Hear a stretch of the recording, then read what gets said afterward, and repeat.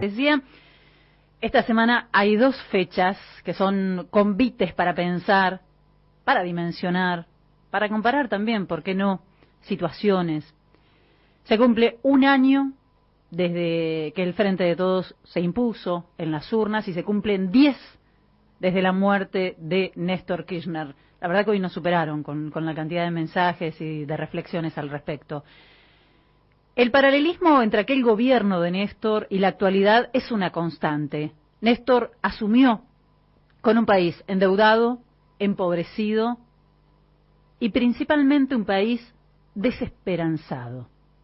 Se podría decir que después de todo lo que ocurrió, después de todo lo que vino, Alberto Fernández asumió en características bastante parecidas, un país nuevamente endeudado y empobrecido, pero creo que, a diferencia de aquel 2003, Alberto Fernández encontró un país con esperanzas, porque la historia reciente indica que es posible revertir los males del neoliberalismo. Se encontró, sí, con una masa de ciudadanos, de ciudadanas con convicciones que habían vivido, obviamente, esa historia reciente y los empujaba a creer que era posible otra vez salir de ese infierno. Hay un sector importante que fue a las urnas hace un año convencido de que se puede pensar un país más justo. No es fácil, está visto, no es fácil, pero sí es posible. Un año de gobierno, un año de gobierno todavía no, un año de las elecciones, 10 meses de gobierno, en un contexto complejizado por la presión constante de los poderes concentrados que no descansan, no van a descansar, está visto, desde sus propios medios de comunicación vaticinan intensamente una devaluación y se jactan de que ningún ministro pudo sostener esa aspiración de no devaluar, esto que salió a decir el fin de semana Guzmán claramente, no tenemos pensado devaluar. Se preguntan todo el tiempo cuánto resiste el gabinete, cuánto resiste Guzmán en el cargo. Ellos quieren sacarlo a Guzmán del cargo y si es posible quieren poner el ministro. Se frotan las manos. La devaluación es para ellos ganancia pura, no solo en términos económicos. Si el gobierno devalúa, el impacto en la inflación va a ser terrible. La pérdida del poder adquisitivo, peor de la que ya está azotando a los trabajadores. Y por supuesto, el descontento, se ilusionan, puede redituar en resultados más prometedores en las futuras elecciones. Necesitan a sus representantes en el Congreso. Los quieren lo antes posible, además, en el gobierno. Apuestan a que todo salga mal. Ese es su negocio y sus aspiraciones podrían desestimarse si no concentraran tanto poder. Hay quienes señalan que sencillamente lo que se está persiguiendo es un golpe de mercado. El gobierno de Alberto Fernández, su equipo, no puede fallar en esto. Guzmán se muestra tranquilo, su discurso tiene lógica, pero las expectativas generadas y la influencia en la opinión pública corren por cuenta de la derecha, y eso ya es, en cierto modo, perder.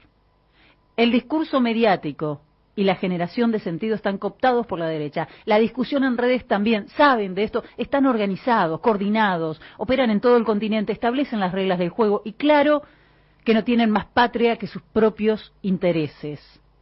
El Frente de Todos adolece de un programa de comunicación y debería tenerlo. El presidente lo sabe, se lo han señalado en numerosas oportunidades. Aún así, no hay todavía mucho cambio al respecto. Es cada vez más clara la necesidad, además, de desconcentrar la comunicación, aunque ese tema nunca fue, hay que decirlo, ni siquiera en campaña, un tema de agenda. Pero sin eso es imposible avanzar en nuestras discusiones. La agenda de gobierno debe ser la de los sectores populares y no la que intenta imponer todos los días el poder real. Ineludible el recuerdo de Néstor hoy, en estas pulseadas de poder que él comprendió a la perfección, imposible escaparle. Habrá mucho sobre él en la semana, se lo recordará, se lo va a homenajear. Sí, claro, también habrá ejércitos de trolls haciendo lo suyo. Volveremos sobre sus palabras y sobre todo sobre su forma de hacer política y de gobernar. Néstor era en el año 2003, para la mayoría, un desconocido que irrumpía en la política. Irrumpir me parece que es un término que le va muy bien. Una de las primeras imágenes que nos llamó la atención justamente fue la de su figura confundiéndose con la multitud, desenfadado, un tanto eufórico, con la frente rota, sangrando después de haber chocado con una cámara, su pelo despeinado, la ropa desarreglada, después de mezclarse con la gente que lo esperaba para saludarlo. No le tenía miedo a la gente. La banda presidencial torcida, sonrisa constante, saludo fácil, espontáneo.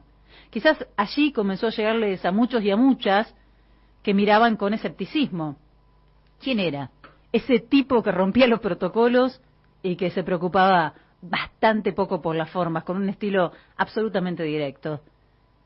¿De dónde veníamos? Veníamos de un país saqueado, golpeado, empobrecido, con desempleo y pobreza abrumadores, de años de promesas incumplidas, de gobiernos que habían definitivamente vaciado el valor de la palabra, del váyanse todos. Veníamos de comedores en todos los barrios, de trueques en clubes y escuelas. No teníamos plata, teníamos un papel para ir al trueque y hacer un canje. No suelo ser autorreferencia, pero aquí los que fuimos adolescentes en los 90, adolecimos los 90, podría decir, crecimos sin mucha esperanza en lo que se podía lograr a través de la política. Y lo digo con pesar.